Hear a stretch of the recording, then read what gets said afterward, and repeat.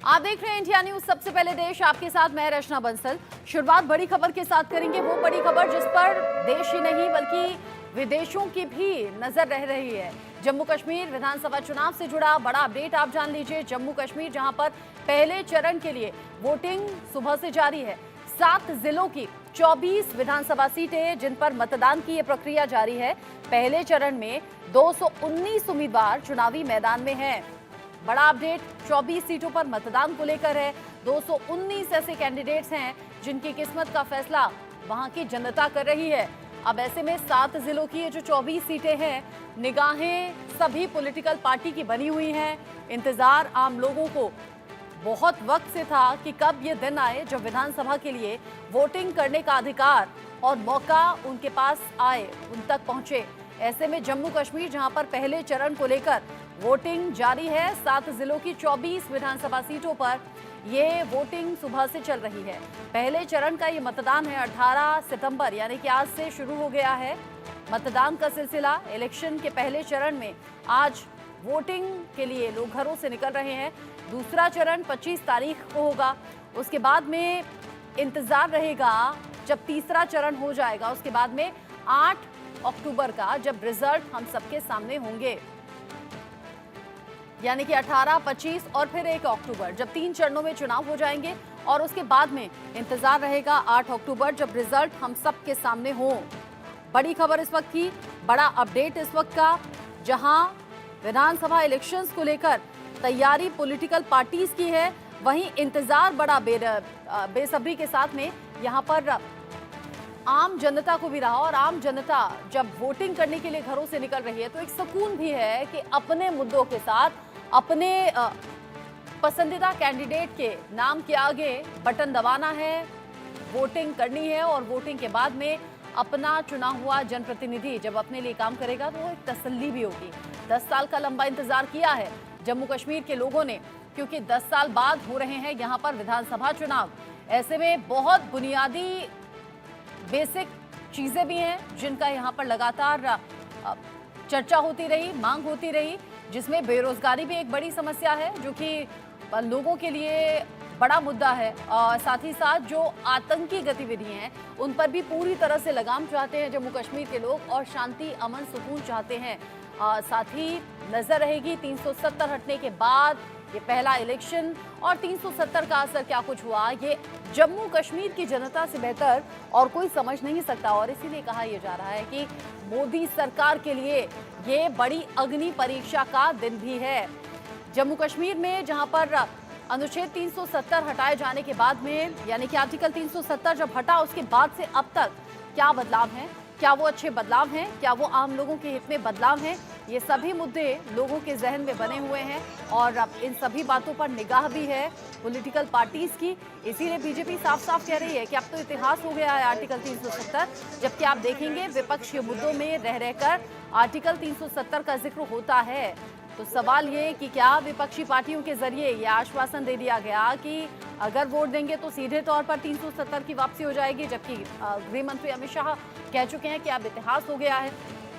370 का जिक्र जरूर यहाँ पर कांग्रेस और एनसी की तरफ से, यानी कि ये जो गठबंधन है इसकी तरफ से किया जा रहा है, लेकिन ये प्रोसेस किसी ने नहीं बताया कि अगर इसकी वापसी करनी है तो उसका आधार क्या होगा, कैसे उसकी वापसी होगी। जम्मू कश्मीर जहां पर 7 जिलों की 24 विधानसभा सीटों के लिए सुबह से मतदान चल रहा है। 290 कैंडिडेट्स चुनावी मैदान में है। सबसे बड़ी बात यह भी कि महबूबा मुफ्ती की बेटी जो लगातार अग्रेसिव हैं चुनावी मुद्दों में, वो लगातार जोर शोर से अपनी बात उठाती रही, कहती रही।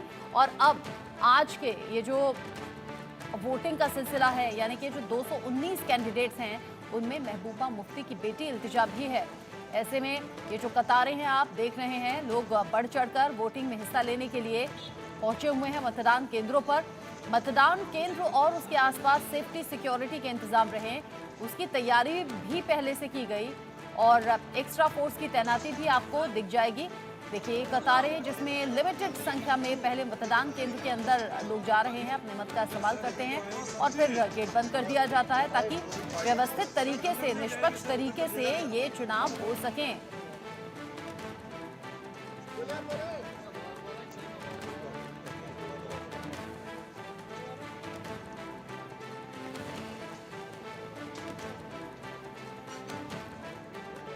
पर बात हम करेंगे। ऋषभ तिवारी मेरे साथ में जुड़ गए हैं, बीजेपी के प्रवक्ता हैं, साथ ही साथ मेरे साथ पायल भयाना हैं, कश्मीरी पंडित हैं, उनसे भी हम बात करेंगे। मेजर रिटायर्ड मोहम्मद अली शाह मेरे साथ में हैं, यूं तो डिफेंस एक्सपर्ट के तौर पर बैठते हैं हमारे साथ में, लेकिन आज इलेक्शन पर भी बात होगी। आलोक मेहता सर मेरे साथ में हैं, एडिटोरियल डायरेक्टर ITV ग्रुप। आप सभी का बहुत बहुत स्वागत। सबसे पहले पायल भयाना जी, मैं आपसे जानना चाहूंगी, 10 साल बाद जम्मू कश्मीर के लोगों को ये मौका मिल रहा है जब वो अपनी पसंद के कैंडिडेट के नाम के आगे बटन दबाएं, उसे जिताएं, या अगर नहीं पसंद करते हैं तो उसे हराएं। ये बहुत बड़ा मौका है और साथ ही साथ मोदी सरकार के लिए भी ये बड़ी अग्नि परीक्षा। देखिए, पहली बात तो ये मुझे नहीं लगता कि जम्मू कश्मीर में से कश्मीर रेडी है फॉर इलेक्शंस।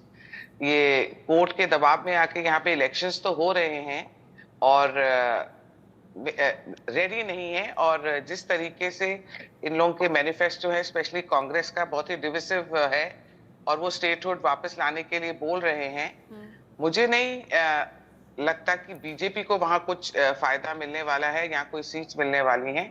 और ये इलेक्शन पता नहीं किस राह लेता है। और आई होप एज यूजुअल यहाँ पे ये ना हालात हो जाएं कि सीएम तो फिर कश्मीरी मुसलमान ही बनेगा और कश्मीर से ही बनेगा। अच्छा, आपने ये क्यों कहा कि कश्मीर अभी तैयार नहीं है इलेक्शन के लिए?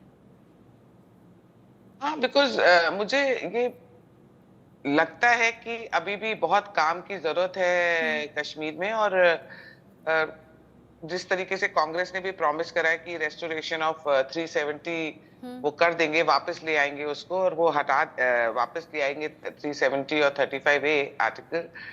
तो कहीं ना कहीं कश्मीरी मुस्लिम्स के अंदर अभी भी इस चीज की चाह है।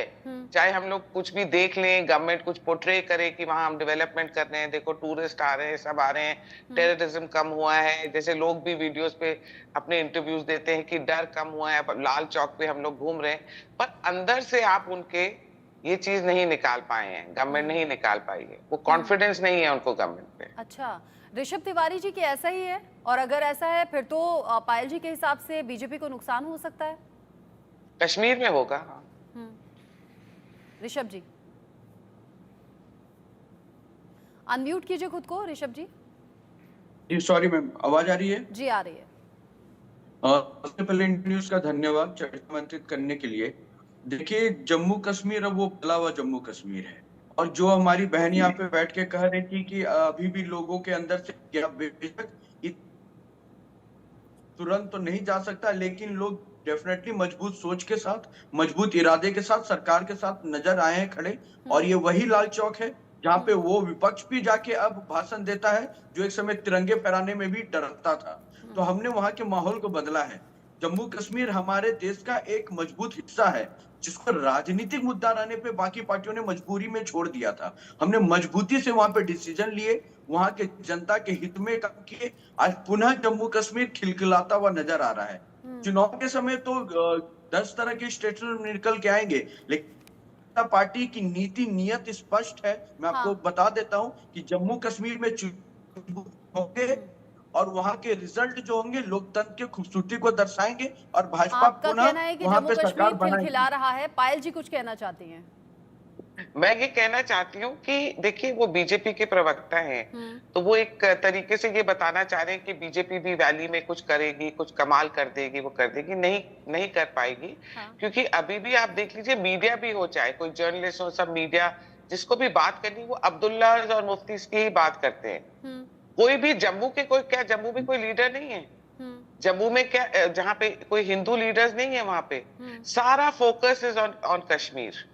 चाहे डेवलपमेंट का हो, कुछ हो, सारा फोकस कश्मीर पे है। और वो लोग एनमास वोटिंग करते हैं। आप ये लेह लद्दाख में देख चुके हैं 2024 के इलेक्शन में के टाइम भी, कि क्या बीजेपी की सीट्स आई? इतनी डेवलपमेंट करने के बाद वहां पे सीट्स आई बीजेपी को, लोकसभा में मिली, कितनी सीटें मिली? ये एक ना खाली पुलाव पका रहे हैं और एक ऐसी चीज को के लिए दावे कर रहे हैं जो इम्पॉसिबल है, मेरे को लगता है। ठीक है, आप कह रहे हैं कि ख्याली पुलाव है। ऋषभ, कश्मीर में वोट नहीं मिलेगी बीजेपी। ठीक है, और चूंकि और पहले चरण में कश्मीर की ज्यादा सीटें हैं। ऋषभ जी, आप रिएक्ट करना चाहते हैं? जी बिल्कुल मैम, ख्याली पुलाव हम नहीं पकाते मैम। ख्याली पुलाव तो वो पकाते हैं जिनको लगता है कि अभी भी कुछ नहीं बदला है, ना बदलेगा, पहली बात। और कश्मीर पे क्यों नहीं फोकस करें हम? जम्मू पे भी हमने उतना ही फोकस किया है जितना हमने कश्मीर पे किया है। ठीक है। हमने अभी जब मैं अपना स्टेटमेंट ठीक शुरू है, किया मुझे तो ऐसा जम्मू लगता है कश्मीर मुझे दोनों ऐसा को लगता है आप एक दूसरे को काउंटर ही करते रहेंगे। मेरे साथ में दो नहीं, खास काउंटर मेहमान नहीं, और हैं। काउंटर नहीं कर रहा हूं मैम, हाँ, मैं पूरी बात रख रहा हूँ, पूरी ठीक है, बात रख रहा हूँ। जम्मू ठीक है। कश्मीर को कंबाइंड स्टेटमेंट मैंने दिया। हाँ, दूसरी बात, हमारे प्रदेश अध्यक्ष जम्मू से आते हैं और लाल चौक से जो हमारे प्रत्याशी हैं एजाज हुसैन, युवा मोर्चा के मजबूत साथी रहे हैं, तो हमने हर पहलू पे एक बैलेंस्ड उम्मीदवार उतारा है जहां पे ठीक जम्मू है। कश्मीर को अच्छा कैंडिडेट मिले और जब वो चुनकर आए तो हाँ। संपूर्ण विकास करें। ये एक देखने का विषय है और हमेशा ऐसे तो बीजेपी की लिस्ट में हम ढूंढते रह गए थे लोकसभा इलेक्शंस में कि मुस्लिम कैंडिडेट, लेकिन हाँ, जम्मू कश्मीर में बीजेपी की लिस्ट में मुस्लिम कैंडिडेट्स भी हैं, ये गौर करने वाली वो बात है। किसी को खुद करने के लिए ठीक हम है, कैंडिडेट नहीं देते। समझ They are गए। अगर forced कोई to give, मीडिया में समझ ma'am. गए। सेकुलरिज्म आलोक का मेहता सर सर्टिफिकेट का उनकी रुक कर लेती मजबूरी हूँ। है। कैंडिडेट ठीक नहीं है, देते। ठीक है, आलोक मेहता सर का रुक कर लेती हूँ। आलोक सर, 24 सीटों पर आज मतदान है। जानकारी ऐसी कि 12 से 13 सीटों पर यहाँ कांग्रेस एनसी कमाल कर जाएंगी। बीजेपी के लिए आज का स्कोप कम नजर आ रहा है। उधर पीडीपी को भी सीटें मिलेंगी और जो इंडिपेंडेंट सीटें हैं वो भी जाएंगी। लेकिन यहाँ जैसे पायल भयाना जी अभी बोल रही हैं, बीजेपी के लिए तो कश्मीरी पंडित एक बहुत बड़ा मसला रहा। ऐसे में अगर कश्मीरी पंडितों में नाराजगी है, जैसा अभी बोल रही हैं पायल जी, तो फिर बीजेपी कैसे आगे बढ़ेगी और कैसे सपोर्ट पाएगी? रचना जी धन्यवाद। मैं सोचता हूँ 2 मिनट मुझे दीजिएगा। जी। मेरा ये सही है कि कश्मीरी पंडितों का दर्द एक दिन में नहीं खत्म हो सकता है, 1 साल में नहीं खत्म हो सकता है। जो विभीषिका झेली है उसको हम निश्चित रूप से वो घाव है, लेकिन उस घाव को कुरेदने का टाइम हिंदू मुस्लिम केरल या तमिलनाडु में क्या वहां मुस्लिम है या हिंदू है, उसके बाद यदि बीजेपी नहीं है तो क्या हम ये कहेंगे? मेरा निवेदन ये है, हम बहुत मैं सम्मान करता हूँ भावनाओं का भी, और इसीलिए देखिए इस समय नेशनल कॉन्फ्रेंस और कांग्रेस नहीं है, इसलिए यदि मैं उसके बारे में कुछ चर्चा करूं तो ये मुझे हमारे जो मेहमान हैं वो नेता न लेंगे, बल्कि सही बात है कि उनको भी ज्यादा खुश हो। कांग्रेस के नहीं, प्रवक्ता हाँ, ईशान अच्छा, त्यागी जी जुड़ गए हैं, बोल सकते हैं आप। जी जी, मैं इसलिए मैं उनको भी इसलिए कह देता हूँ कि देखिए कांग्रेस ने काफी समय किया। मैं तो इसलिए थोड़ा सा बैकग्राउंड अपने दर्शकों को आज बताना जरूरी है। ये डेमोक्रेसी की विजय है। Congress, BJP, national conference, PDP, Rashid जो इंजीनियर जमात तक आ गई है इस बार। मैं चूंकि रचना जी अब ये नहीं कहिएगा कि मैं बुजुर्ग हो गया हूँ, मैं अभी भी आप रिपोर्टर की तरह ही काम करना चाहता हूँ। देखिए मैं जो है 77 में भी गया हूँ, मैं 77 में भी गया हूँ। हाँ, जून में नहीं गया, दिसंबर में गया हूँ।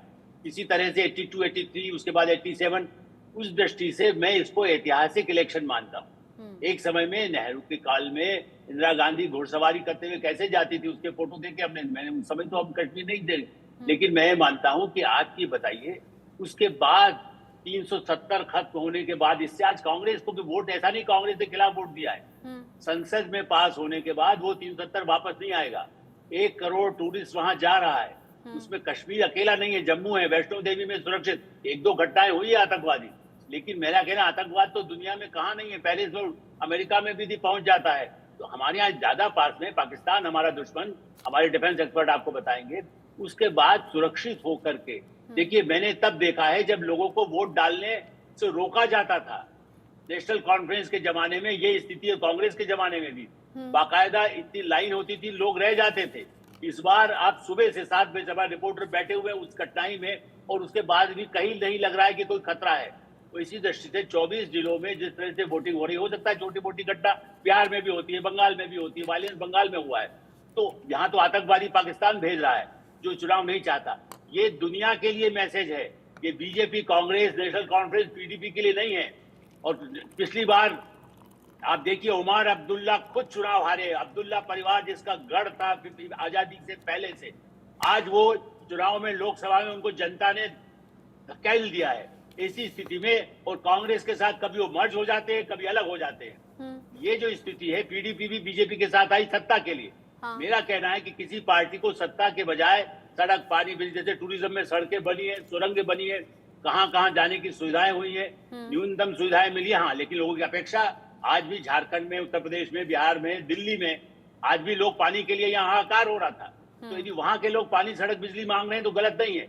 उनका प्रतिनिधि होगा तो उसका गला पकड़ लेंगे। इस नेशनल कॉन्फ्रेंस को इसीलिए हटाया उन्होंने, पीडीपी को लाया। ठीक है, ये जम्मू इसको बांटिए मत हिंदू मुस्लिम में। मैं पायल जी से फिर रिक्वेस्ट करूंगा, जब तक आप हिंदू मुस्लिम बांटेंगे तब तो पाकिस्तान ऑक्युपाइड कश्मीर वो आने को तैयार है। उसके लिए सुरक्षित सीटें रखी गई है अभी भी संसद में भी और विधानसभा में।